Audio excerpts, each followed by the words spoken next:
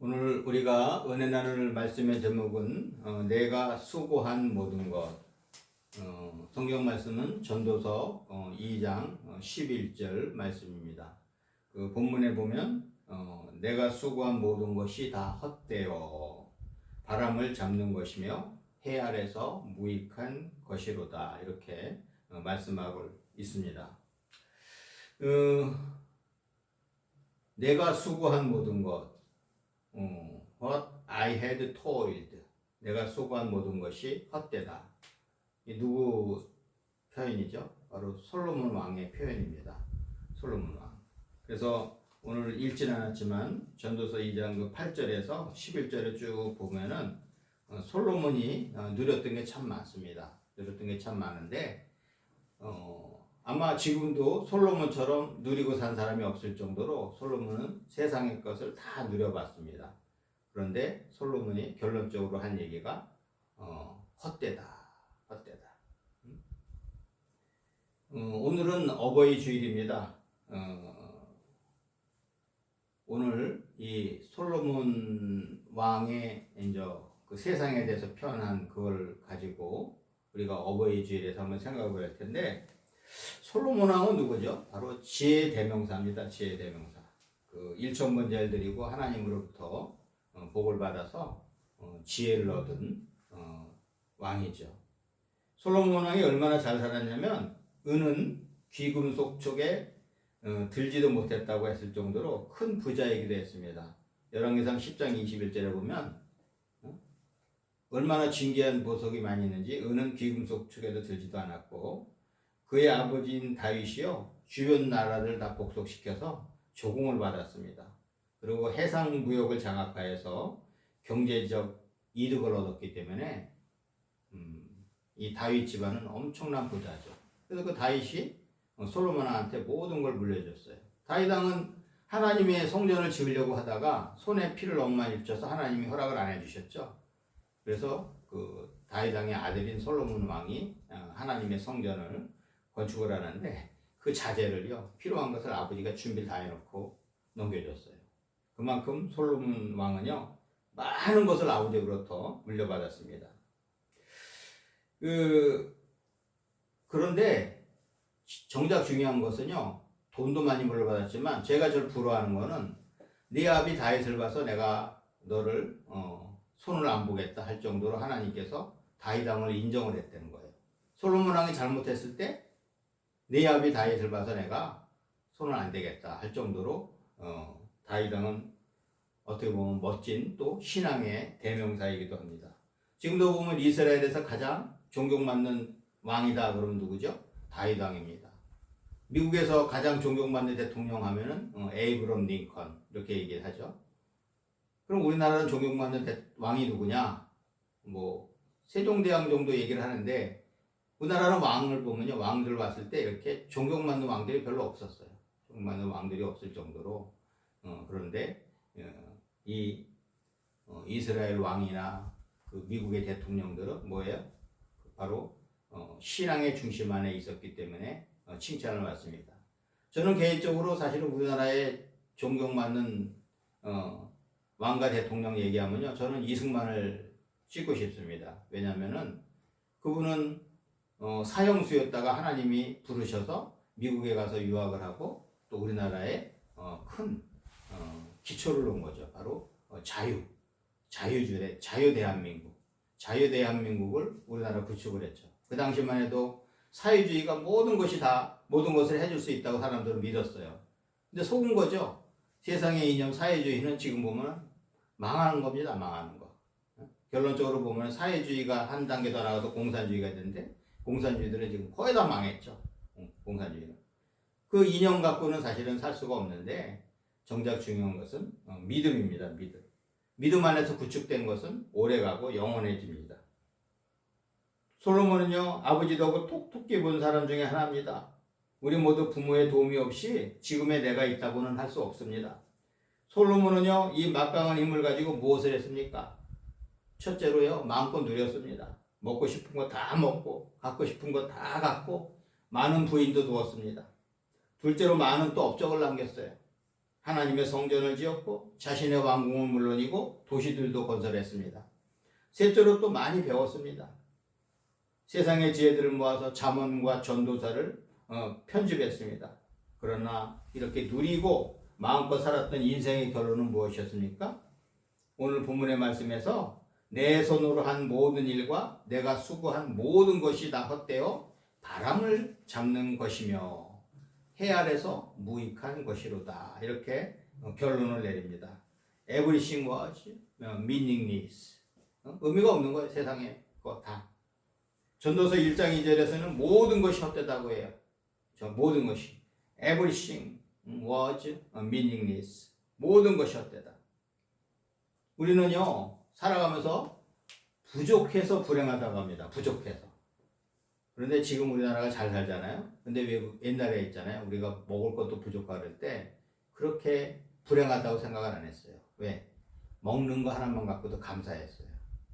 굶지 않았기 때문에 감사했고, 먹는 거는 뭐 맛있는 건 아니지만 그래도 먹어서 감사하고, 또 한 가족이 모여서 방 안에서 살았어도 그 안에서 우애 깊게 살았기 때문에 또 감사하고. 사실은 부족해서 불행한 것이 아닙니다. 솔로몬은 뭐라고 그래요? 솔로몬은 모든 것을 다 가졌어도 이 세상의 것은 헛되다라고 합니다. 헛되다. 그렇다면 인생을 우리가 대충 살아도 됩니까? 이 세상의 것이 헛돼서? 그렇진 않죠. 그러면 이 말씀의 결론은요, 세상의 것이 헛되니까 세상의 것 다 뭐 버리고 우리 스님들처럼 그냥 절에 들어가서 그냥 저 산에 들어가서 살라는 그것이 아니죠. 뭔가요? 결론은요, 세상의 것도 중요하지만 하나님을 경외하는 삶을 살아야 돼요. 세상의 것 다 갖고 있어도 이 세상을 떠나는 날은 다 놓고 가잖아요. 근데 어디 가죠? 내가 천국 가든 지옥 가든 이제 가야 되는데 세상의 것 다 탐닉하고 세상에 빠져 있으면요, 천국 가기 쉽지가 않죠. 부자가 천국에 가는 것보다 어떻게 해요? 낙타가 바늘길 통과하는 게 더 쉽다고 할 정도로 그만큼 어렵잖아요.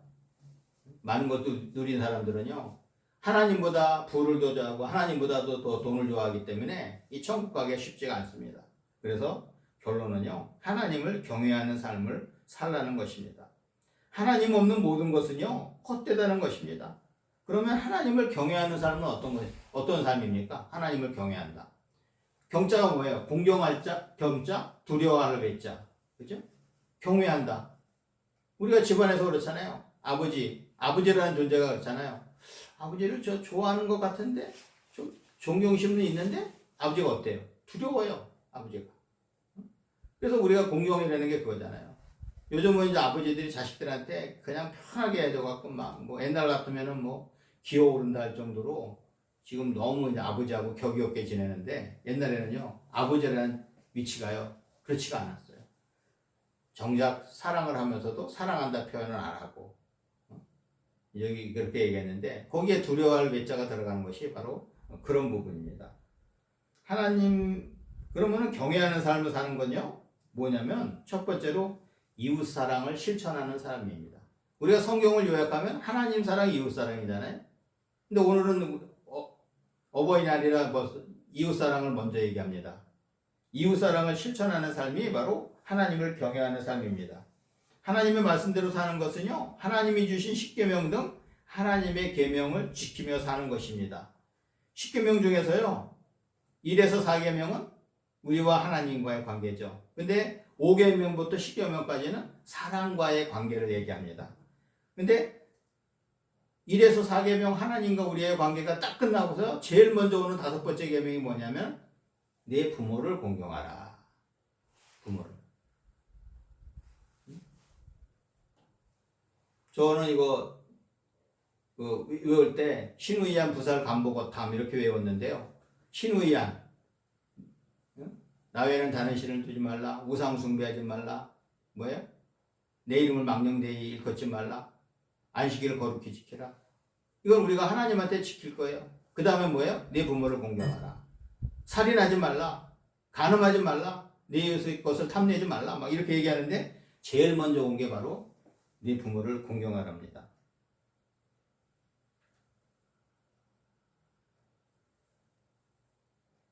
출애굽기 20장 12절 말씀하고 있죠. 내 부모를 공경하라.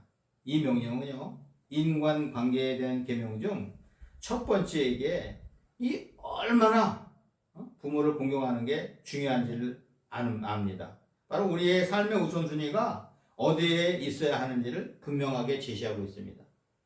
우리가 요즘 풍요롭잖아요. 풍요로우니까 오히려 삶의 순위를 다른 데 둘 수도 있어요. 부모님 생신인데도 그냥 대충 넘어가고 놀러가고. 이번에 또 어버이날이었잖아요. 8일날. 그쵸? 어버이날인데 그냥 연락도 안 하고 그냥 자기 놀러가고. 그럼 뭐를 더 이 사람은 집중적으로 사나? 우선순위를 어디에 두고 사나? 성경에서 말하는 대로 우선순위를 두고 살면요, 나중에 후회가 없어요. 근데 성경에서 말하는 대로 우선순위를 두지 않고 다른 거에 우선순위를 두면요, 후회할 일이 너무나 많아요. 하나님이 원하시는 걸 하질 않았거든.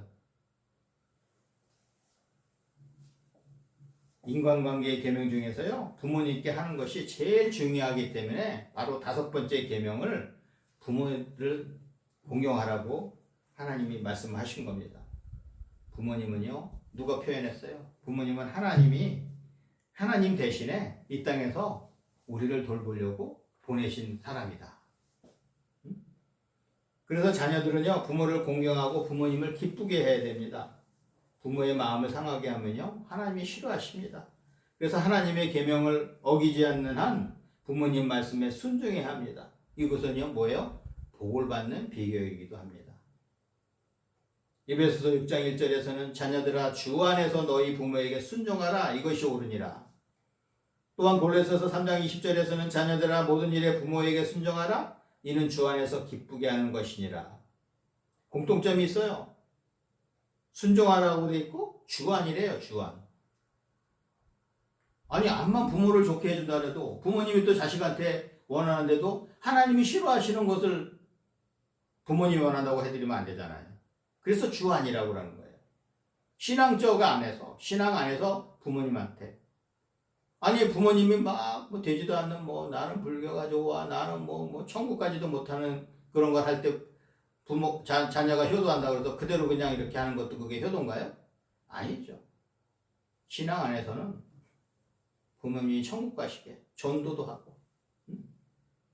어제 또 우리 사모님이 그 얘기 하셨잖아요. 우리 주위에 있는 분이 돌아가셨는데 그래도 그 누나가 전도를 해서 신앙생활 잘 하다가 돌아가셨어요. 그 얘기하니까 마음이 놓이잖아요. 그죠?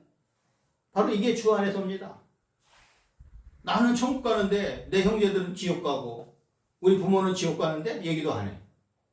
그냥 명절 때 그냥 돈이나 많이 드리고 옷이나 사드리고 생신날 그게 다가 아니고요. 뭐예요? 의무가 있어요. 우리는 주 안에서 하나님 말씀대로 우리가 사랑하는 거, 공경하는 거, 순종하는 거. 주 안에서라는 표현은요, 무조건적인 순종이 아니라 주님의 사랑 안에서 이루어지는 순종을 말합니다. 주님의 사랑 안에서 부모에게 순종하는 근본적인 모습을 요구하는 겁니다. 우리가 다 천국 백성이 되어야 되죠. 나만 하나님 믿고 나만 그냥 천국 가고 우리 부모 형제 다 지옥 가고 이건 아니잖아요. 그리고 에베소서 6장 2절에서 3절에서는요, 네 아버지와 어머니를 공경하라. 이것은 약속이 있는 첫 계명이니 이로써 내가 잘되고 땅에서 장수하리라. 하나님이 약속하셨어요. 약속이 있는 첫 계명이라고 할 정도로. 사람과의 관계에서 첫 계명이죠. 뭐죠? 근데 어떤 약속을 하셨죠? 내가 잘되고 땅에서 장수하는. 우리가 세상에서 부모님한테 잘하는 사람들 보면요, 저는 꼭 돌아가시고 나서 효도하느라고 수고하셨습니다. 그리고 이렇게 인사를 하거든요. 참 부모님한테 잘하는 것이 중요합니다. 왜냐하면요, 그 자식들이 또 보고 있어요. 할아버지 할머니한테 하는 것을 자식들이 보고 있어. 나중에 그대로 해요. 왜? 걔네들이 보고 배운 게 그거기 때문에. 부모님에게 효도하는 것은요, 나만 실천하는 것이 아니라 자녀들에게도 가르쳐야 합니다. 디모데전서 5장 4절에서는요, 그들로 먼저 자기 집에서 효를 행하여 부모에게 보답하기를 배우게 하라. 이것이 하나님 앞에 받으실 만한 것이니라고 합니다. 이 디모데전서 말씀에도 그렇고 보면은요, 되게 이제 과부가 많죠. 과부가 자녀들을 키우는데 거기에 대해서 이제 교훈을 한 거예요. 엄마가 얼마나 아버지도 없이 자녀들을 잘 키웠는데 자녀들이 엄마한테 함부로 한다 생각을 해보세요. 그래서 당부하는 겁니다. 부모한테 잘해라. 어머니한테 잘해라. 우리는 자녀들에게 효를 행하는 것을 가르쳐야 합니다. 언젠가는 깨닫겠지 하는 막연한 생각으로 가르치지 않는다면 자녀들은 그 길을 모릅니다. 맨날 엄마가 음식이 모자라니까 나는 먹을 줄 몰라, 나는 먹을 줄 몰라 해서 챙겨줬더니 나중에요, 나이 들어서 집에 넉넉한데도 엄마 그거 먹을 줄 몰라. 그 엄마가 거짓말하면 안 돼요. 나중에 나이 들어서 대접 안 해줘요. 자녀들이 준다고 그럴 때 받아야 돼. 받았다가 뭐 다시 뭐로 다른 거 해주지 뭐라도 안 받아 하면은요, 나중에 진짜 안 받아요. 안 줘.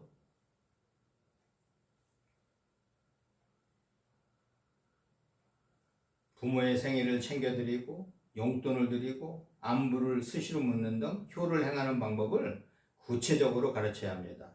이러한 가르침은요, 단순히 부모로서 대접받기 위해서가 아니라 자녀들이 이 땅에서 잘되고 장수하는 복을 누리게 하기 위한 부모의 역할이자 사랑의 수고이고 자녀들에게 줄 수 있는 바로 귀중한 선물입니다.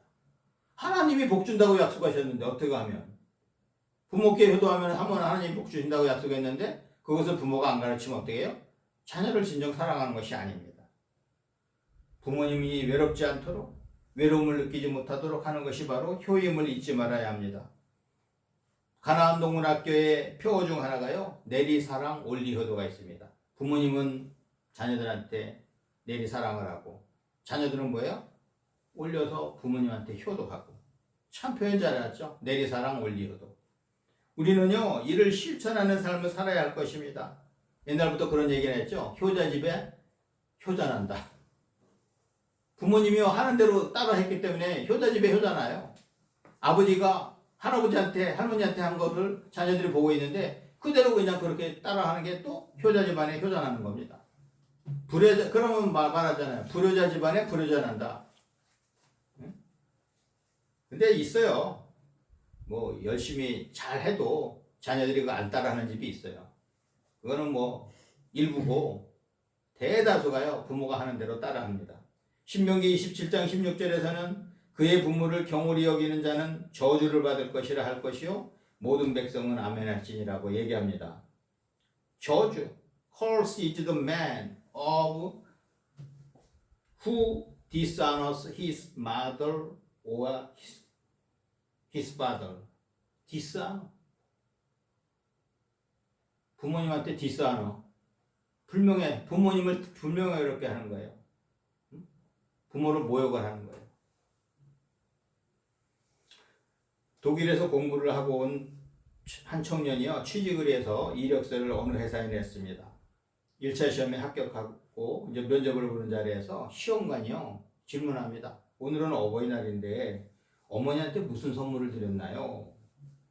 청년은요, 자신을 뒷바라지해 주신 은혜에 보답하기 위해서 어머니가 권해주신 이 회사에 취직을 하여 어머니를 기쁘게 해드리겠다고 편지에 써서 작은 선물과 함께 드렸다고 대답합니다. 시험관은 당신이 합격일지 불합격할지도 모르면서 어떻게 어머니께 그런 약속을 할 수 있느냐고 나무랐습니다. 이에 청년은요, 나의 어머니를 생각하듯 이 회사에서 열심히 일할 각오가 되어 있는데 내가 왜 떨어지겠느냐고 반문했습니다.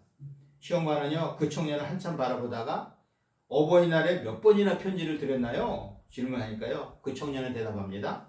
초등학교 2학년 때부터 지금까지 한 번도 빠뜨린 적이 없다고 대답을 했습니다. 마침내 그 청년은요, 그 회사에 취직이 되어 그의 어머니를 기쁘게 해드렸답니다.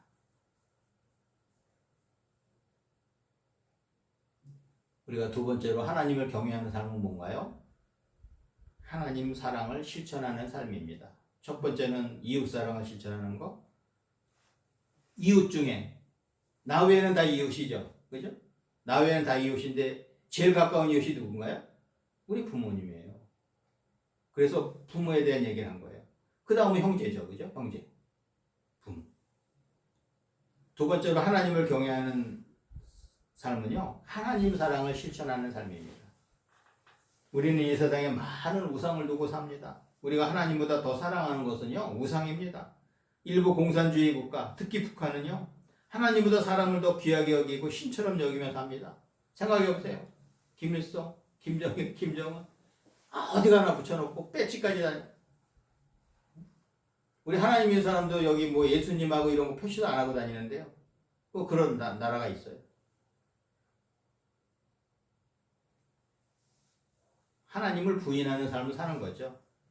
특정한 사람을 우상으로 여기며 말입니다. 우리가 우상을 숭배하지 않고 하나님만 바라보고 나가면 어떤 결과를 얻습니까? 천국 갑니다. 천국. 시편 96편 5절에서는 만국의 모든 신들은 우상들이지만 여호와께서는 하늘을 지으셨음이로다. 여호와께서는 하늘을 지으셨대요. 만국의 모든 신들은 우상이지만. 제가요, 우리나라 차 이름 참 잘 지은 게 현대가요. 현대가 그 중저가 차만 많이 만든다가 이제 우리나라도 고가를 만들어야겠다 해갖고 뭘 만들었죠? 제너시스. 제가 그 표현을 많이 합니다. 서양에서 제너시스가 인기 좋대요. 왜? 서양 사람들이 좋아하는 단어를 썼어. 제너시스가 뭐예요? 창세기, 태초에. 성경에 제일 앞에 나오는 게 제너시스입니다. 너무 잘 지었어요. 우리나라 사람들은 잘 익숙하지 않아요. 제너시스가 뭐지? 이러는데 외국 사람들은요, 기독교 문화에 대한 사람들은 제너시스 하면 상상의 나를 펴죠. 우리는 천지를 지으신 여호와 하나님을 섬기며 살아야 합니다. 하나님은 안중에도 없고 세상에 올인하는 사람은요, 결국은 후회하게 됩니다.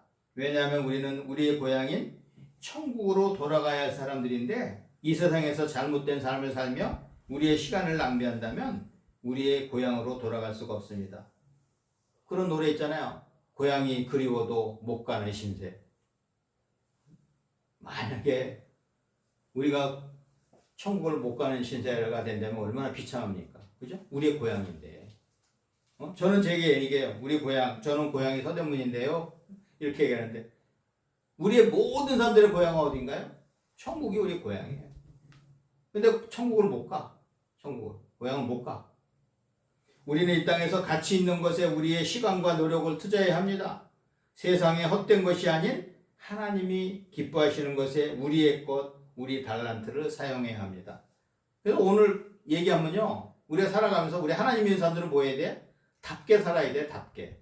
아버지는 아버지답게, 엄마는 엄마답게, 자녀는 자녀답게, 대통령은 대통령답게, 국민들은 또 국민답게, 이렇게 답게 살아가면요 문제가 없어요. 답게 안 살기 때문에 문제가 생깁니다. 우리가 어버이날을 맞이해서 부모는 부모답게, 자녀는 자녀답게. 왜? 솔로몬이 얘기해요. 다 헛되다. 답게 안 살았기 때문에 헛된 겁니다. 하나님의 자녀답게 살았으면 헛되지 않죠. 하나님이 주신 것, 세상의 것도 다 누리면서 내가 하나님의 자녀답게 살면요 복입니다. 복. 이 땅에서도 천국을 이뤄가고 하나님이 부르실 때 우리의 영원한 고향 천국에 가는 겁니다. 이것이 바로 정답이에요. 이 땅에서도 천국을 이뤄가면서 살다가 하나님이 부르실 때 가는 것. 하나님의 자녀답게 살면요 되는 겁니다. 우리 할렐루야 축구 성교회 가족은요, 영의 부모인 삼위일체 하나님과 육의 부모인 부모님에게 순종하는 삶을 살아 충만한 복이 임하시기를 주님의 이름으로 축원합니다.